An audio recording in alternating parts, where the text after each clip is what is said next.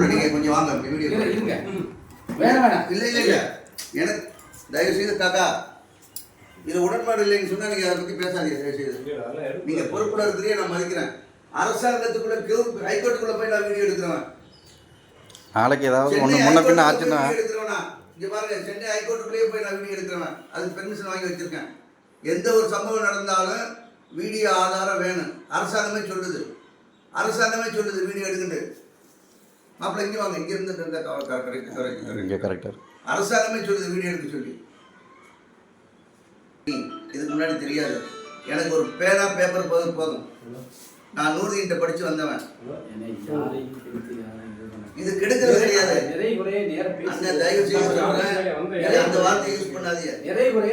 இந்த வார்த்தை கேளுங்க, மச்சான்ட்ட கேளுங்க. நான் யாரையாவது கெடுத்து வாங்கலாம்னு மட்டும் கேளுங்க.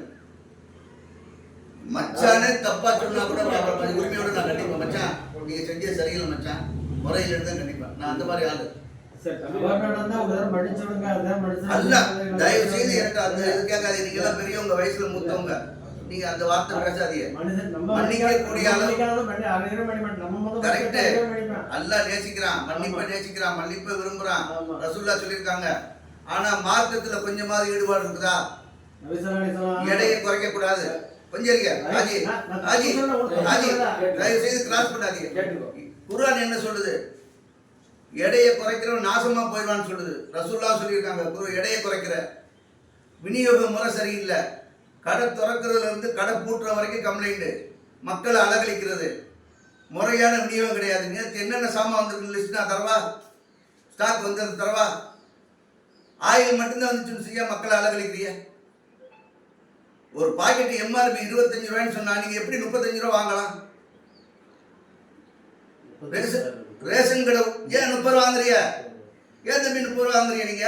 நீங்க அன்னைக்கு வந்து உங்களுக்கு மெமோ கொடுத்தாரா இல்லையா அதிகாரி? உங்களுக்கு மேல உள்ள அதிகாரி வந்து மெமோ கொடுத்து தப்பு நடக்கக்கூடாது, இனிமேல் தப்பு வந்துச்சுன்னா நான் கடுமையாக நடவடிக்கை எடுப்பேன்னு சொல்லிட்டு மெமோ கொடுத்துட்டு போனாரா இல்லையா?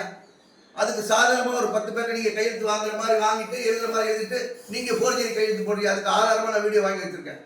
நீங்கள் ஃபோர்ஜரி கையெழுத்து போட்டுக்க தம்பி. அல்லாவுக்கு மாறுபாடு பண்ணலன்னு சொல்லி சொல்லுங்க. நான் அல்லாவுக்கு சத்தியமா சொல்றேன், நான் யார்ட்டையும் கையெழுத்து வாங்கியிருக்கேன், உண்மையான கையெழுத்து வாங்கினேன். நான் ஃபோர்ஜரி கையெழுத்து போடலன்னு சொல்லிட்டு சத்தியம் பண்ணுங்க, நான் விட்டுட்டு போயிடுறேன். 4 பேர்ட்ட உங்கள்கிட்ட 1, சுக்குர்ட்ட 1, 2, பிரபா பச்சாட்ட 1, 3 வாயுது போனவர்கிட்ட விவரம் சொல்லாம வாங்கியிருக்கா. அப்புறம் நீங்க சொன்னதுனால வாயில் போட்டு போயிருக்காரு. 4 கையெழுத்து ஒரிஜினல், மற்ற 12 கையெழுத்து போயிடுச்சு.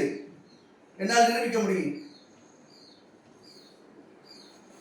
இது ஒரு மார்க்கம் படிச்சவன் தீனியாத்தில் உள்ள செய்யற வேலையா? சொல்லுங்க ராஜி. நான் உங்களை ரொம்ப கேட்டுக்கிறேன், என்கிட்ட அந்த வார்த்தை சொல்லாதீங்க. நான் அந்த அளவுக்கு பெரிய ஆள் கிடையாது. உங்க வார்த்தையை மதிக்கிறேன், உங்க வயசை நான் மதிக்கிறேன், உங்களை சின்ன பிள்ளைல நான் பாக்குறேன், புரியுதா? ஆனா ஒவ்வொரு காரியங்களையும் எனக்கு அவருக்கு தனிப்பட்ட விரோதம் கிடையாது, பகைமை கிடையாது. உங்களை பார்த்ததே இல்லை. இவர் யாருன்னு எனக்கு தெரியாது, அடையாளமே தெரியாது. இன்னைக்கு தான் உங்க மகனுக்கு தெரியும். இன்னைக்கு தான் அப்துல் சலாம் மலங்கிறது எனக்கு தெரியும். மச்சம் உண்மையில அக்கா சொல்றேன். நாட்டை விட்டு விரட்டவளே எல்லாம் படிச்சேன். நானும் மார்க் தெரிஞ்சவன். எங்க வீட்டுல 50 உலமாக்களை வச்சிருக்கேன். ஒரு ஆளு 2 ஆள் கிடையாது, 50 உலமாக்கள். எங்க குடும்பத்துல 50 உலமாக்கள்.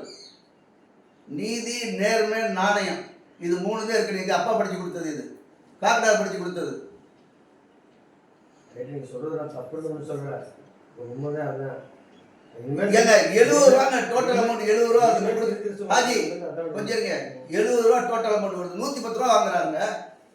110 ரூபா வாங்கிட்டு இதே பேலன்ஸ் 40 ரூபா என் நம்பருக்கு ஜிபே அனுப்புனாரா இல்லையா கேளுங்க காக்கா.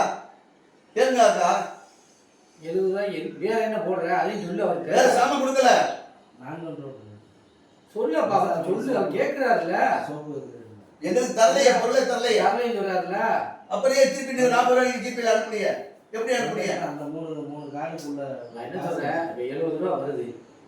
அவருக்கு நான் கண்ட்ரோலோட ஒன்றும் சோப்பு கொடுத்துருக்கேன், இல்லைன்னா வேற ஏதாவது பொருள் கொடுத்துருக்கேன். அதுக்கு அந்த காசுக்கு பொருள் கொடுத்துருக்கேன். அந்த நார்மல் 3 கார்டுக்குள்ள இதுதான் உங்க ஒரு கார்டு. ஏன் இப்போ அவர் கொடுக்கல? அந்த பொருளை கொடுத்து இன்னொரு கதையும் சொல்லிட வேண்டியதானே? சரி தம்பி, 3 கார்டுக்குள்ள சாமான் தம்பி. ஓகே தம்பி, சாமானு லிஸ்ட் வரையும் கேட்குறோம், என்னென்ன சாமான் போட்டுருக்குன்னு சொல்லிட்டு.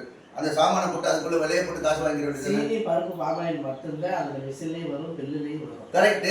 மத்த சாமானத்தை இது மாதிரி இருக்குல்ல தம்பி. ஆமா அந்த சாமான் கொடுக்கலங்கிறாரு அவரு. 40 ரூபாய் ஏன் எக்ஸ்ட்ரா வாங்குறாரு? அப்புறம் சரி இல்லைன்னா நீ ஒரு பொருளை கொடுத்துருக்கலாம்ல அவருக்கு. இல்லைண்ணா கொடுத்துட்டு 40 ரூபாய் எப்படி எனக்கு திருப்பி அனுப்புனாரு? ஆதாரம் தரவா? அப்புறம் ஏன் திருப்பி அனுப்புற? இல்லைன்னா தங்க அந்த சோப்பு கிட்ட இருக்குன்னா வச்சுக்கிறீங்கன்னு சொல்லலாம்ல அவர்கிட்ட. சரி நீங்க பொறுப்புல இருக்கிறீங்க. நீங்க பொறுப்புல இருக்கிறீங்க. ஒரு ரேஷன் கடை ஊழியர் செய்ய வேண்டிய வேலை என்ன? 9 மணிக்கு கடை வரணும். எத்தனை மணிக்கு பூட்டணும்? 6 மணிக்கு போட்டாங்க. 8 மணி வரைக்கும் இங்க டிரான்சாக்ஷன் நடக்குது. ஒரு 1 to 2 சாப்பாடு டைம். இதுதானே முறை. நம்ம நல்லாம யாரும் திறக்க கூடாது கடை. கரெக்ட். கேட்டுக்கிறீங்க. நம்ம நல்லா அந்தவாறு கேட்டுக்கிறீங்க. நம்ம நல்லாம யாரும் திறக்க கூடாது. நீ ஏன் அதர் பேஷனை வச்சு திறக்கிற? நீ உனக்கு முடியலையா? நீ போய் மெடிக்கல் லீவ் நாளைக்கு போடு. உங்களுக்கு சோமலின்னு சொன்னீங்களா நேத்து? மெடிக்கல் லீவ் கொடுங்க. நான் என்ன சொல்றேன், நாளைக்கு போடுவோம்னு சொல்லி. அக்கா. முடியலைன்னா நாளைக்கு போடுங்க. இல்ல மெட்ராஸ் போயிட்டியா? மெட்ராஸ் போயிட்டேன், நான் வந்து நாளை கழிச்சு போறேன். காக்கா நேற்று ஒரு மெடிக்கல் லீவ் போட்டு போயிட்டார்ல, மெடிக்கல் லீவ் போட்டீங்க. லோக்கல்ல உள்ளதுதான். இல்ல அரசாங்க டாக்டர் போய் செக் பண்ணி பாருங்க. டாக்டர் சீட்டுங்க.